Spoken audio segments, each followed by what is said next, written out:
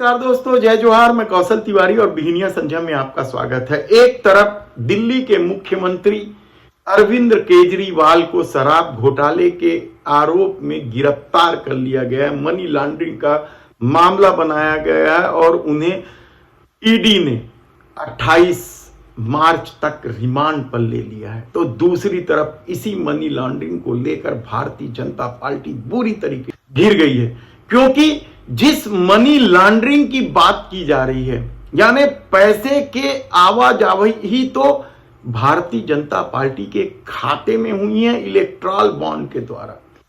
जिस व्यक्ति को सरकारी गवाह बनाया गया है, उस व्यक्ति ने भारतीय जनता पार्टी को चुनावी चंदा दिया है, उसके बाद उसे गवाह बनाया गया है कहा जाए तब भी गलत नहीं होगा। चुनावी चंदा मिलने के बाद उस व्यक्ति को, शरद चंद्र रेड्डी को, न केवल सरकारी गवाह बनाया गया है बल्कि जेल से छुड़ाने में भी भारतीय जनता पार्टी की भूमिका साफ दिखाई दे रही है। लेकिन ईडी पता नहीं किस तरह से जांच करती है। हमने हमेशा सवाल उठाया है ईडी के जांच के तरीकों को। वह आम आदमी पार्टी अरविंद केजरीवाल या मनीष सिसोदिया में तो शराब के पैसे की आवाजाही ढूंढ रही है, लेकिन इलेक्ट्रल बॉन्ड में साफ दिख रहा है कि जो व्यक्ति आरोपी है रेड्डी, उसने भारतीय जनता पार्टी को पैसा दिया।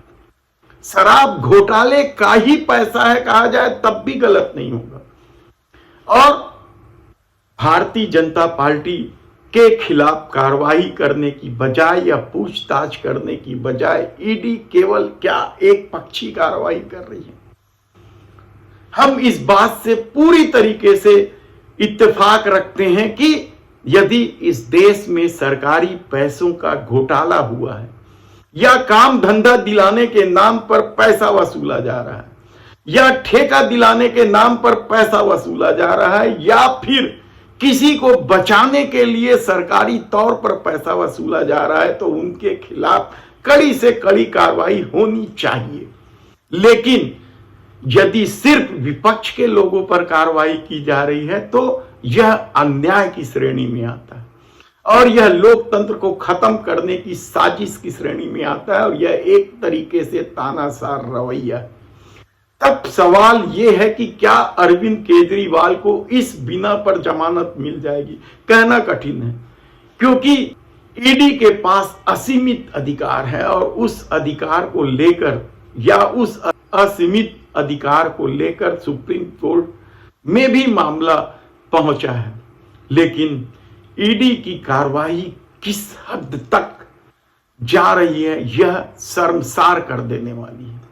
यानी आप सोचिए कि जिस शराब घोटाले के मामले में मनीष सिसोदिया जेल की सलाखों में, उसके एक दमदार वाचाल सांसद संजय सिंह जेल के सलाखों में, अरविंद केजरीवाल को गिरफ्तार कर लिया गया है और पैसा अभी तक किस तरीके से अरविंद केजरीवाल या उनकी पार्टी को पहुंचा है, यह ईडी पता नहीं लगा पाई। और जो दिख रहा है, पता चल रहा है कि शराब घोटाले का पैसे से इलेक्ट्रल बॉन्ड खरीदे गए हैं उस व्यक्ति द्वारा जिस पर शराब घोटाले के साजिशकर्ताओं में से एक था, उन्हें सरकारी गवाह बना दिया गया। क्या ईडी में इतनी हिम्मत है कि वह भारतीय जनता पार्टी के अकाउंट को सीज कर ले? क्या ईडी में इतनी हिम्मत है कि वह भारतीय जनता पार्टी के कोषाध्यक्ष या पार्टी अध्यक्ष से पूछताछ कर ले कि आखिर उस व्यक्ति से किस तरीके से पैसा लिया गया? टाइमिंग भी साफ बता रहा है कि पैसा लेने के बाद उसे जेल से रिहा किया गया, पैसा लेने के बाद उसे सरकारी गवाह बनाया गया। और कहीं कोई आश्चर्य की बात नहीं है कि जिस तरीके से खेल सत्ता ने ईडी के माध्यम से खेला है और उसे सरल भाषा में भूपेश बघेल ने बताया था जब छत्तीसगढ़ में ईडी की कार्रवाई चल रही थी। और क्या रहे हैं, कर ये रहे हैं कि ये घरों में जाते हैं, सबसे पहले मोबाइल जब्त करते हैं, फिर घर में जो संपत्ति है, जो रुपया नगद है, ज्वेलरी है, उसको सीज करते हैं, बैंक खाते सीज करते हैं, डायरी वगैरह भी हो या कुछ कच्चे में लिखा हुआ हो, सबको पकड़ते हैं। 5-6 दिन तक के घर में बंधक बना कर रखते हैं। चाहे वो वृद्ध माता पिता हो, बीमार हो, उनसे कोई लेना देना नहीं, बैठे रहेंगे।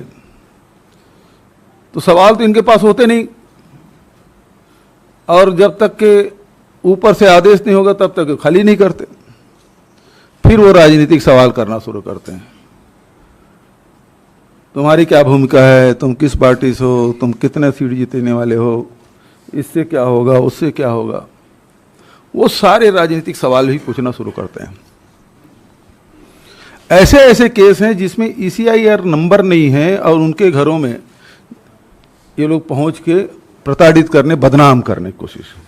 अभी जो हमारा राष्ट्रीय महाधिवेशन हुआ छत्तीसगढ़ में, बहुत सारे पत्रकार साथी वहां गए भी थे, और ED के अधिकारी हमारे पार्टी के पदाधिकारियों के यहाँ बिना ECIR नंबर के वहाँ पहुँच गए, जो कि ये नहीं कर सकते, नहीं करना चाहिए। ED आती है तो IT जाती है, IT जाती है तो ED आती है। हमारे यही क्रम चल रहा है और वही काम कर रहे हैं। मार पीट के, जैसे कहते हैं ना, बंदर को बोरे में पकड़ लिया, उसे पीट रहे हैं, बोल तो कुत्ता है।